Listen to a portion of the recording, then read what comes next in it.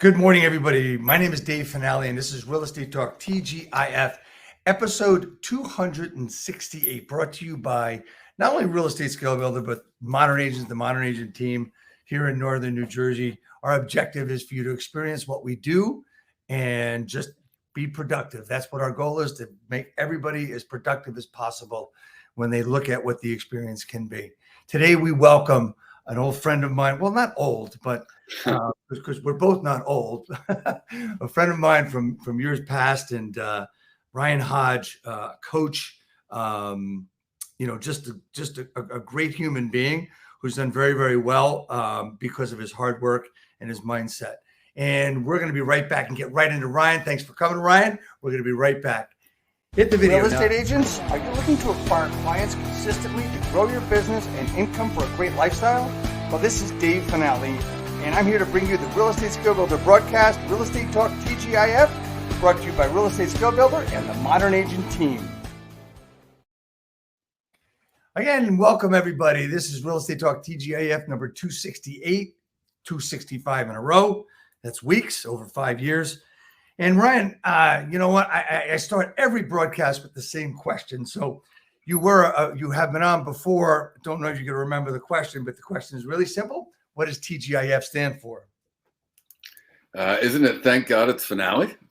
Yes, it is. I knew it, man. Thank you so much. Thank you so much for your memory. Thank you for your love. Appreciate it.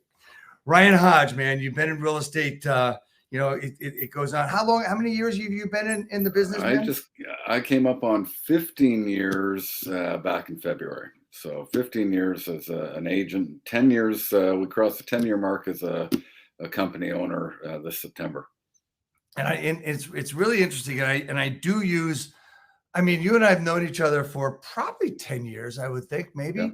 Yeah. Pretty close. Pretty close, maybe a little less. But we met through a coach that we both worked with, John Chaplack, and you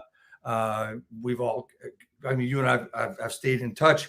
But the thing that's been really important is your processes that you've helped me with. You've coached me, and the important part is, a lot of people like to know, where did guys come from? I mean, everybody says that, I'm doing this much and this much, but they started somewhere small. We all have our own shit, and people don't realize that you've had yours, I've had mine, et cetera, et cetera. Sure. And it's not public. I'm not asking you to talk about that. I just want to hear about your path from before and now into real estate and where you went and where you are today. Could you? Sure. Yeah. So we're talking here. I'm up in London, Ontario, Canada. So that's 90 minutes in between Detroit and Toronto. For those that think of London as England only, we have a city here in Canada called London. Born and raised here, high school here, went to university here, got a degree in sociology and psychology with an emphasis on human behavior. For 10 years after university and during, really, I worked in our family business, which was corporate sales, jewelry manufacturing, championship rings, stuff like that. So I was flying all over and driving all over Canada and the US for that matter. And I had just kind of exploited the opportunities there, just in terms of the family dynamic, butting heads in that degree. So I thought, why not get into real estate? I was, starting to have kids and whatnot. I thought real estate would be a little bit lighter on the travel schedule. Unfortunately, as we all learn as we get into the business, it gets pretty hectic and pretty busy, especially if you're, taking some committed action. I started with the wonderful world of RE/MAX, and I had a very, very unique start. So I transacted over 200 homes in my first 2.5 years. Wow. Primarily, residential resale, not working with a builder, started to scale a small team. Went on to have the largest RE/MAX team in my area for transactions, started to grow exponentially. And then RE/MAX, started to promote me through their network, started speaking at brokerages, conferences, then started doing some coaching as well. So after 5 years and, a couple hundred homes a year in sales, I started my own brokerage. We grew to over 100 agents relatively quickly in the first few years. And 10 years later, here we are. Lots of ups and downs through that process. Went through business partnership divide. I've gone through, ups and downs with, agent attrition and transition and building a Sure. culture, all the rest. But Yeah. right now, we are 120 agents strong in 5 small markets. I've been fortunate to coach, train, speak all over North America, even into Europe. And the best part of my, business is being able to, work with and connect with people like yourself and, a lot of the other great people that you and I both know, and lead, serve, and inspire those that, are under my umbrella and beyond, in both the coaching company and the brokerage, and live a pretty good life through the process with my 3 boys who are now 17, 15, and 11. Yeah, time Wow. flies, man. Wow. That's just amazing. Where you've come from. I mean, you started really strong and you just kept it going. And that was just, I think, through pure determination and consistency, right? Would you say that? I think there's a number of parts to it. When I got into the business, real estate in general, a lot of people, like anything, they have their doubts. There's the naysayers, you won't do well, Yeah. this won't be a good path for you. I think that there's that determination and internal motivation that was part of that. People always ask, how'd you sell a couple hundred homes in your first 2.5 years? I think that the biggest part that I share with that is speed of implementation. So I created a couple strategies of my own. I used the tried, tested, and true strategies as well. And I learned them. I invested in coaching and training from a multitude of different companies and sources. My skill set within it was taking, the real guts of those programs and putting them in place very quickly, where I Right. then move on and start building more. And I think that that's really what a lot of people don't recognize, is that, yeah, the speed of implementation was there, the commitment was there. People see that, high level of what they perceive as success being there very quickly, but they don't recognize that those were, 18, 20-hour days at times, really putting that all in place. I just do it quickly, when it comes to some of this stuff than maybe, the average, realtor does. Right. So as you talk about this, and as you look at, if one was go to was to go to your site, ryanhodge.com, they would see in the top, it says, you can build, when you create a solid foundation, both personally and professionally, your results will be irrefutable.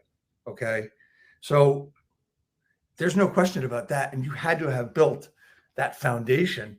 Was the foundation was it more technical? Was it more in a matter of the grind of prospecting? What is this? What was the when you talk about foundation? We got to talk personally now. So talk about that first. Sure. So here's what I'll share. I've identified along the way 4 key pillars of productivity, which really come down to personal and professional. Okay. The first is your foundation. The second is predictable business productivity. The third is your back end systems and processes. And then the fourth is, scaling and leverage. So in many instances along the way, I have created, perceived success, and what most people would define as success in real estate, or, a company or a coaching company, created it, but without a solid foundation. So in terms of, selling over 100 homes in a year, when you wake up after doing that on January 1st and you're just miserable, something's missing, or something's not really going well. Same thing scaling a company. And when you do that, you end up learning, along the way, that you're really just building your business on like quicksand or a house of cards. Eventually something gives if we don't have that set foundation. The challenge that I see for many realtors right now is that instead of working on that foundation, what makes them tick personally? How does that transfer into the, professional side? Do they understand, the choices that they make, the time that they're spending, the choices inside of that time? All of a sudden, they're trying to scale a business, or they're trying to be the next social influencer, or whatever they might be doing, and they might have some success with it. But at some point, something breaks, right? And that's where we can get into real risky situations. Right. challenging situations, and really, that karmic cycle of what most agents do. They get an idea, they take a little action, they get a result, they stop doing what got them busy in the first place, and they're back to square one. Those two transfer, and correlate almost identically with our personal foundation and our business foundation. Right. So then we go from personal to professional, and then we have to go to somewhere between where mindset comes in, right? Mm-hmm. So being in a very difficult business, there's one of the things that I say all the time is that when we get into this business, we have all these ideas, right? And I put my hands out like this because this is how wide our ideas are and what we want to do and how much money we want to make and whatever we want to do. And then as we go along, we meet people, other agents that kind of like start constricting what we're doing and how we're going to do it. And the phrase being busy is what we hear an awful lot. And my question always is, what does that mean? Right? Like one of the things I've heard you say is being busy does not mean productive, right? Sure. How do you remain busy? I mean, is it a schedule? Is it a calendar? Is it doing income producing activities every day? How does that work in your head and what you've been coaching and teaching and actually doing? It works in my mind and a number of different ways, but I'll share, one of the great principles that I learned from, Cheplack, who, has worked with both of us, is the difference between routine and rituals. Okay, there's so many people in this business, and I don't want to slight anyone that talk about time management. They're selling courses on time management. They're preaching the good word of time management. Unfortunately, a lot of them have never sold a house, Right? Never been in operation, and there's nothing wrong with exploring time management. But over the years, I've learned that number one, it's never going to be perfect. So blocking off 15-minute increments of your day in this business is next to impossible because things come up. It's more about the choices that we make inside of our time, and that is part of that foundation. And so when we look at, for example, a high level of business. Number one, are we looking after ourselves to a certain extent? And it doesn't mean that, somebody needs to be a fitness guru. It doesn't mean that somebody needs to be, completely fanatical in certain spaces on health and wellness. But are we doing enough to bring the best version of ourselves into our experience each day in terms of business? That's number one. So usually there's going to be a set of committed rituals, for that, whether it's, meditation, whether it's, working out, whether it's reading a non-business related book, whether it's journaling, the things that we do that fuel up our fire before we, get into the business day. Prospecting or predictable business cultivation is another element. But it doesn't matter if you do, 50 cold calls, if you're a cold caller, at the exact same amount each day, time period each day. It's making the choice to say, did I do the work or didn't I? And so there's these key foundational rituals for both our personal wellness and for our business that I know that if I get those done, whether it's, an element of recruiting or whether it's an element of building my sales business and whether it's an element of getting, my fundamental rituals done at the early hours of the morning, my day unfolds, much better than if I don't. But the preachers and teachers and gurus, and I call them profiteers out there, are teaching on, you need to do this and block off, X amount of time at X hours. And I just think it's bullshit, man. I just don't buy into it. I've tried, but I mean, I work with people that have scaled 7-figure, real estate businesses as well. None of them are set on the exact same schedule every day, but they all have a very similar mindset that they know that there's certain things that they need to do in a day, personally and professionally, to create the result that they desire. So would you say that they're not necessarily, I like to use the word calendared, but they're mindset calendared? Definitely. So ritual versus routine. Right. My rituals are that I know that if I do these, these set of rituals consistently, good things are going to happen. Right. It doesn't necessarily mean that I'm going to do them at the same time every day. And you know what? Some people are just, much more disciplined with it than others.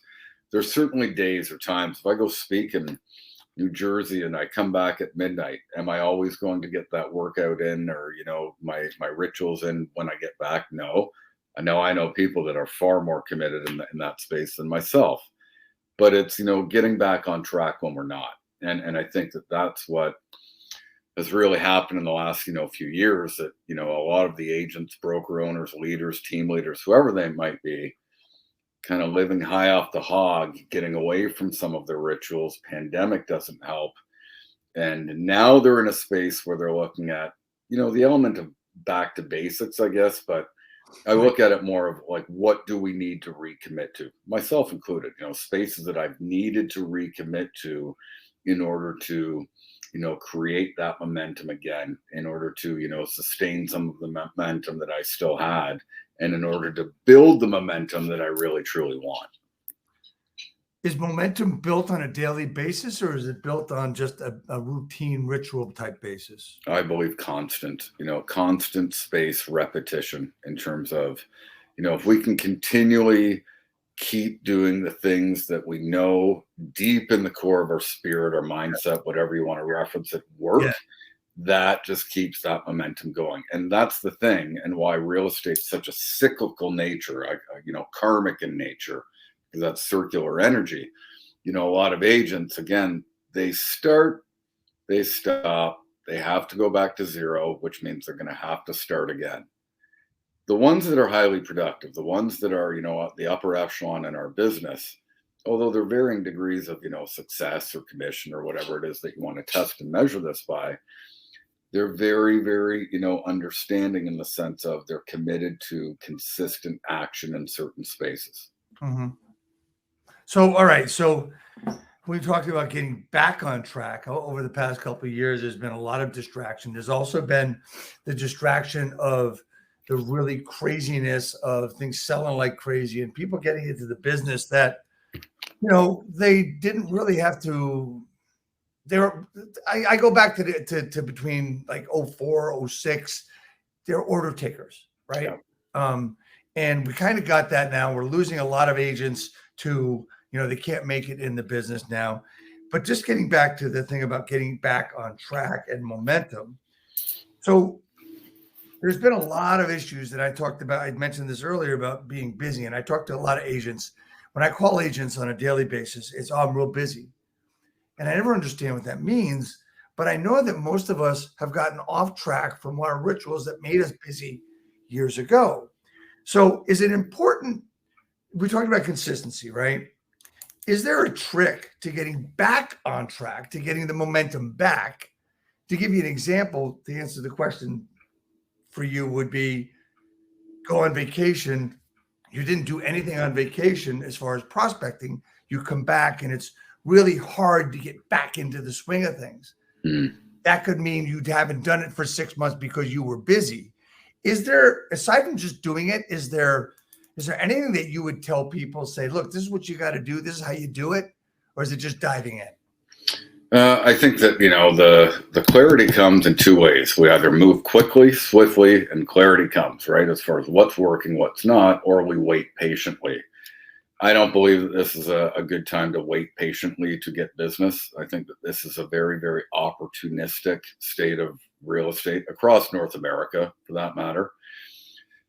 When we look at what needs to happen, I think that we all have an awareness to it, but we're in this age of distraction, whether it's through social, whether it's through the office environment. It's about being aware, understanding that there's an element of learning, and learning some different tactics is one thing, but in any market, there are simple strategies that have been used, tested, tried and true for literally decades, that if somebody does X amount of activity, they are going to get Y in terms of a result. Right. And when we look at, the simplistic ones, open houses, door knocking or cold calling, online lead generation, direct mail marketing, working your sphere of influence, or utilizing even the Facebook platform that you and I have spoken about a number of times. Those are 5 or 6 things that anybody, if they utilize a few of those, Right. are going to be able to commit to a certain level of activity to hit any income level that they want if they're committed, right? Right. But they're being distracted by, let's be the next social media TikTok influencer, dance on our heads and show mortgage rates, or they want to be the next AI guru, or whatever it is. And I'm not saying that some of these techniques don't work, but if you can't track and measure it, how can you possibly improve it? And if you know of the elements of this business that do work, if you do the work, but you're not willing to commit to those, you're getting caught up in the distraction mode. And that's where, when we go back to busy versus productive, productive is committed action. Busy is more reactionary in nature. And production is proactive. Very. Right? It's completely proactive, right? And there's a lot of people out there going, and look, there's a lot of shiny objects out there. I mean, I got to tell you something, man. I get more shit on my Instagram and Facebook feed and on text and that I ever got before. Sure. From everybody trying to sell me leads, trying to sell me, I guarantee you 10 seller leads this week and all this other stuff. I wish people would just, I tell the agents, my advice would be simple. If you want to look at it, investigate it. But be very careful on what you spend unless there's a guarantee. And if it doesn't happen, utilize that guarantee. That's what I don't tell you about these shiny objects. I'll also tell you that it is proven that all the pillars that you mentioned, including door knocking, cold calling, open house, sphere of influence, all that works. And it always has, right? And I believe it always will. AI is not a substitution for work. AI is an opportunity for you to be able to communicate in a better way. Sure. I don't mean technology. I mean better words. And some of us are not as creative as others. I mean, totally.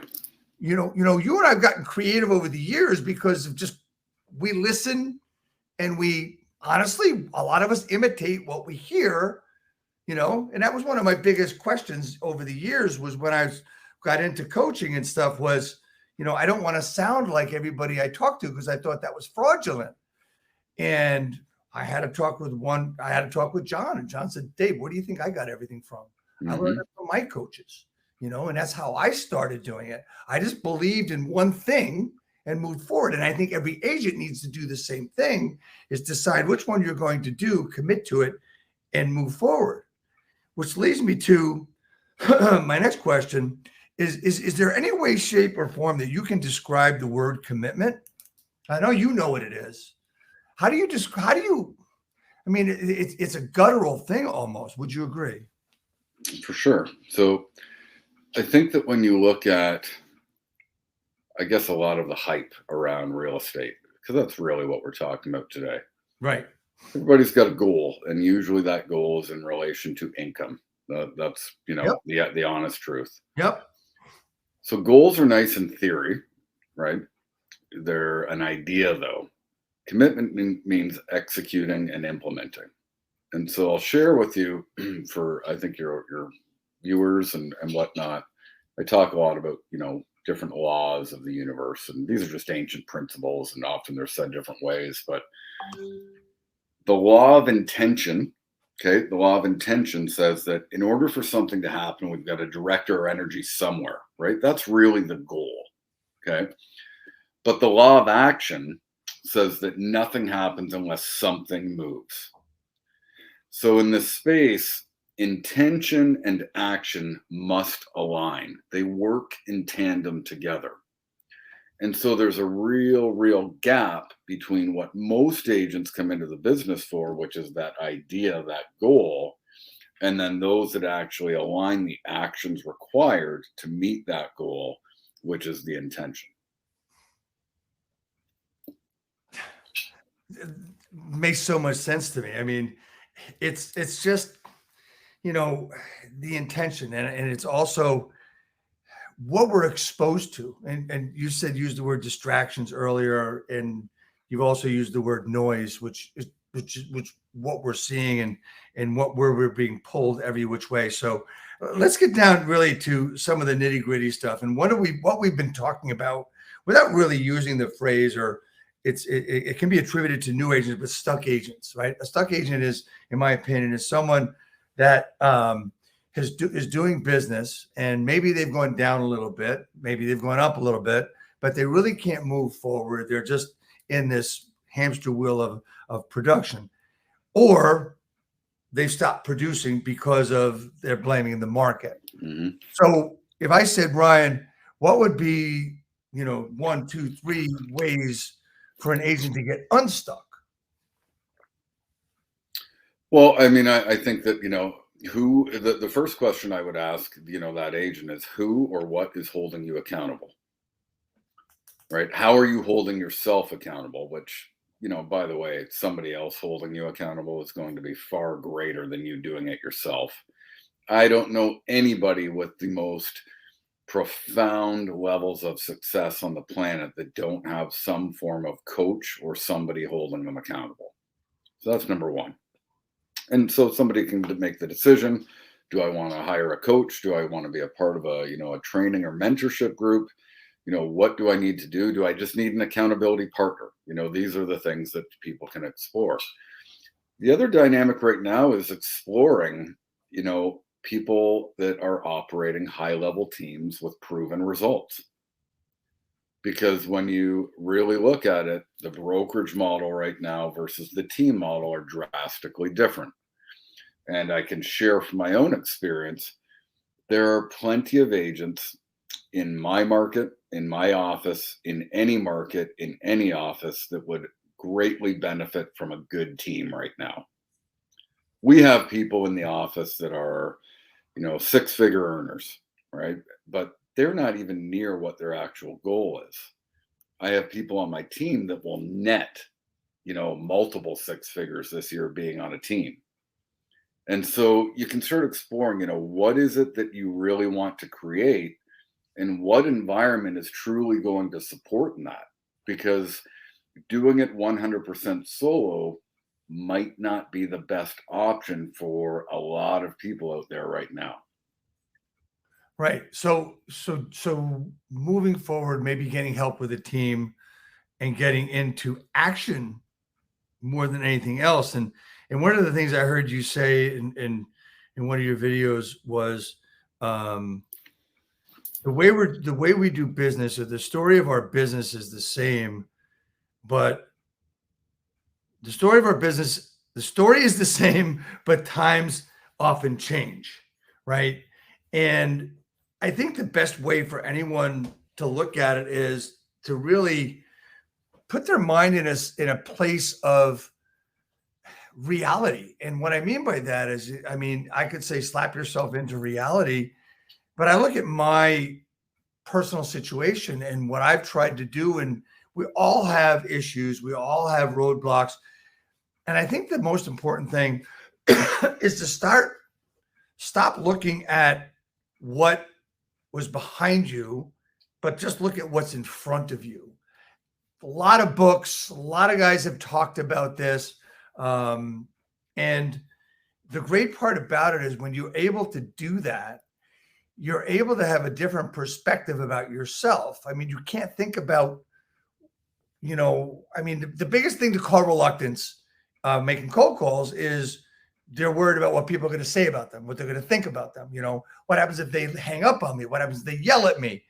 It's a real fear. It's real. I'm not taking anything away from it. But what I'm saying is, if you can just look at the relational standpoint of it rather than the transactional standpoint, which I know you talk a lot about, and I'd like you to hit here, it's going to make it a little bit easier. One of the things I've done recently is I've decided that, I'm a very passionate guy about what I do. I'm very passionate in front of people. I'm very passionate when I get someone interested on the phone. But why was I not passionate about people that I didn't know were interested? I figured that I need to start being passionate about everything. Can you talk a little bit about that for me, please? Sure. Well, I think when we talk about, the relationship side of things in terms of the audience, right? There's different audiences that we have that we want to resonate with, that we need to resonate with. And so a lot of people talk about circle of influence, the relationships that we have. I think that's what you were just referencing, Yep. which I think is crucial. What I find right now is that in our real estate space, people aren't taking their audience to the deep levels that are really going to create that connectivity from authenticity, integrity, transparency, all the things that really, in essence, will reflect back in the right avatar for your business and for the people that you want to deal with. The circle of influence has always been a big part of my business, many of the people that I work with business, but it is always going to be a smaller audience, the people that you know versus the people that you don't know. Right. And so exploring how to attract more of the people that you don't know, that yes, is a little bit more transactional at the start. They're not as deep rooted relationships at the start, but how do we attract those people into our space and then take them to a deeper level that they do become, raving fans of us, or, part of our ideal, client attraction avatar. So when we're trying to attract clients, right? And the difference between people we don't know compared to people we do know is that people we do know probably know about some of our value, or if they don't, they're going to listen to us because they were acquainted with them in one way or the other. I'll just use that rather than friends or family. But we also need to deliver value to everybody in all different ways to build our business. And it comes in different types of nurture, right? So over time, that means a lot of different things: phone calls, emails, letters, whatever it is. But how about on that one cold call? Here's the trick, and this is the hard part for most agents, is we say give value. But what does give value when you're calling a for sale by owner the first time? What does that mean? What does that look like? What does that sound like? I think it take it more as listening than anything else. Well, I think that it is, but I think that you can offer value if you're using the right dialogue and the right mindset in terms of what it is that is really keeping that person up at night, right? The for sale by owner, for example. What is it that they really, really are challenged by right now? And the simple answer is, how is my house going to sell without an agent? So that's their main concern. Yet, what do 99.9% of all realtors do when they approach a for sale by owner? And now they do it via text, email, non-personal ways. They might pick up the phone. Very rarely do they go door to door. But what are the things that the majority of agents are going to do? They're going to get in front of that for sale by owner, or get on the phone with that for sale by owner and tell them exactly why they should list with an agent, instead of providing value by nurturing a relationship and maybe, offering to do a video tour for free and post it on your website, which you can do with this bad boy here right now in seconds. In terms of, asking about, are they holding any open houses that you might send your qualified buyers to, without asking for that listing on the very first, call or conversation. That's the type of value that we look at, because you're just getting into the mind of the consumer. And that person in particular is wondering, how do they sell their house without using an agent? And you know what? There's other, great, strong trainers that will say, no, you want to be more direct, and you want to get, people off the fence right away and get them to sign through all your copies or get onto an agreement. Yeah. I think that in this day and age, there's a lot more skepticism. There is a lot of volatility with these markets. And so I would look at, how do I provide value? How do I serve? How do I show up and share, what I can do for somebody without asking for something immediately? I love that completely. And it's so true, because we're all trying to tell them they need an agent. We want to tell them things. And I always said, when it comes to that call or that conversation, if you're asking questions, it's all about them. If you're making statements and telling them things, it's all about you, and they don't give a shit about you. Right? They really don't care. They're worried about selling their home.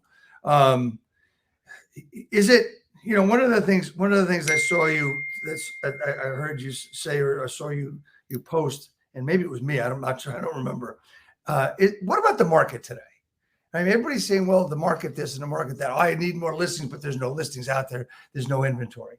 Is it a market problem? Is it basically the market problem, or is it the action not being taken? 100% action. And in any market across North America over the entire course of history in terms of organized real estate, there are agents that pick up more market share in a down market or a challenging market than when things are normal or hot. And so you referenced the word order taker. That is 100% the same word that I use, because over the last 3 to 5 years, that's what most agents have been, are order takers. And I'm not trying to minimize the challenges that come along with a hot market, because it can be more volatile. There can be, a higher level of pressure in terms of, multiple offers and the activity level and navigating that. But when it comes to attracting business, in any market, you can attract business. And I've seen it. The agents right now that were screaming from the rooftops at the end of 2021 about just how great they've become and the money that they're making and whatnot, most of them, especially the experienced agents, their results were not driven by the amount of activity that they put in to get more business. Their results were driven by the average sale price going up and the correlation between that and commission. And so very quickly you could see when the average sale price dropped in most markets across Canada and the US significantly, so is the average agent's commission. So now they're having to look at themselves and actually say, what do I need to do to generate that level of income, based on the fact that I really wasn't committed to a lot more action, but the market took my commission level up so much. And so they need to explore that in great, great detail. Yeah, I agree with that, but one of the things that I've seen here is, you were doing really well if you did 20 to 30 transactions in my area. Now you can make the same amount of money doing about 12 to 15, right? Because pricing has gone up, Mhm. pricing went up, commissions went up as well. So the motivation has changed, and this busyness, and it's just, Ryan, I got to tell you, for years when I had my own brokerage, and I would call agents, oh, I'm busy, and my question was always, busy doing what, right? Mhm. And I just never quite understood it. So if you were going to give, I asked this question a little bit differently before, but what do you think is the most important action piece that an agent can take to generate and to really start exploding their business to get rolling now? Mhm. I'll take you through the framework of, very Great. quickly, how I would drop into any market in North America and probably sell over 100 homes a year. Love it. So the first thing that I would look at is, how do I build my list to 100 people that would buy, sell, or refer me business? My list of people that would do that. And I would do that through social media. I would do that through networking. I would do that through getting out in the community, utilizing social media to build that list as quickly as possible. Because if you have that list of 100 people and people move every 5 to 7 years, conservatively, you've got 14.3 transactions right there. Yep. Okay. I would do open houses probably 4 times, a weekend, 11 to 1, 2 to 4, Saturday and Sunday. Because I know that 1 out of every 3 opens, if you get better, 1 out of every 2 opens should result in a buyer transaction over the next 12 to 18 months. So if I even did 50 of those, you're probably going to add another 15 transactions to that, in a very quick and short order. All of a sudden you're making money, but you're still going to be able to spend time on prospecting. So I would be cold calling, I would be door knocking, I would be getting out and doing those things initially. And these are all things that I have done when I started. I would be utilizing, some of the revenue that I generated to absolutely dominate, a small geographical flyer area or farm area that has high turnover, not the luxury stuff at the start, but high turnover. And if I did that, 100%, I know that I could take all of the other elements, building my list, generating more open houses, getting out and, being able to connect with the people in that farm area to deliver results. And I would 100% apply online lead generation, utilizing Facebook and Google, getting involved with landing pages, user registrations, using the right scripts and dialogues to convert people, because I know that if I can buy 100 leads a month, I can turn at least 3 deals a month from that. And right there, you've got 100 deals, no problem. Okay, so the typical agent or the stuck agent or the new agent, they say, wow, that sounds so simple. Yeah. Build your list. Build your list. Go speak to people. Don't play secret agent. Build your list. So one of the things that I always work with as far as building a list is social media, of course, and that's a great way to build your list. And one of the most important things that I see that I've learned, started learning it from you and continued learning it from others, including Michelle Berman of Berman Media, is basically social engagement. Mm-hmm. Okay. And I believe that this is one of the strongest places that one can go. I started learning it from you with, as you would say, Facebook A to Z. Talk to me a little bit about that, because I think it's really important. I think it's so easy, and it's where you really built your business in the beginning, right? It is. So Facebook A to Z is, or A to Z is a simple way to prospect through social. And you could use this through Instagram. You could use it through other channels, but for the purpose, most of my audience is on Facebook. So when I got started in the business, I utilized this. There's 26 letters in the alphabet, 30 days in the month. Day 1, I would go through the A's, day 2, the B's, day 3, the C's, and so on, sending simple messages that don't sell. And by doing that, that allowed me to all of a sudden start creating a funnel of people that would provide me with information over time that I could then start really nurturing them, email address, phone number, mailing address. And as I did that, and I combined, your typical nurturing programs, whether it's a Buffini or a Fairy or, whatever, or your own stuff, along with that consistent messaging. It's not just a one-off, it's consistent.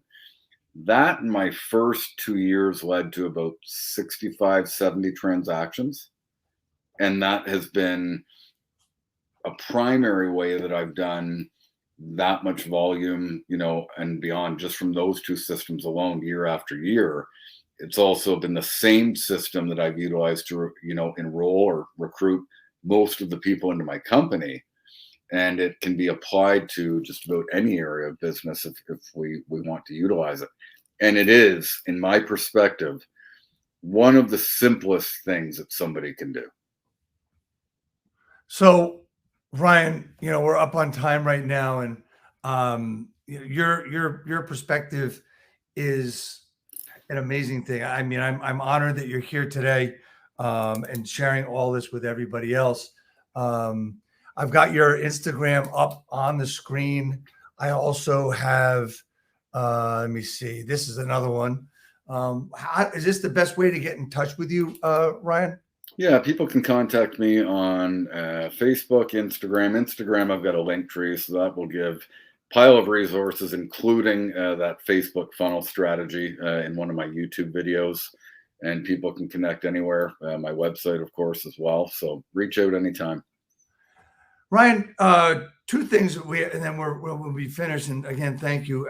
The most important question I have, and we'll ask you today, is how can I help you grow your business? Just keep inspiring, man. You guys like you are 100%, what inspire me to do better as well, right? And so I think that correlation of getting around like-minded people, understanding, the energies that we attract, the circles that we spend time with, are only going to lead to, a community of productivity and goodness. Absolutely. Absolutely. Hey, much love, man. I want to thank you for coming on. And of course, you needed a new hat. So you have a black one from the last time. So we're going to get you the white one out to you. Hey, man, thank you so much for being on. I really appreciate you. If you can stay on for a second after we go off, please do. Anyway, thank you so much, everybody. We'll see you again next week for episode 269. Thanks, and bro. This is brought to you by the Modern Agent team and the Modern Agent Group. Hit it, Nelson.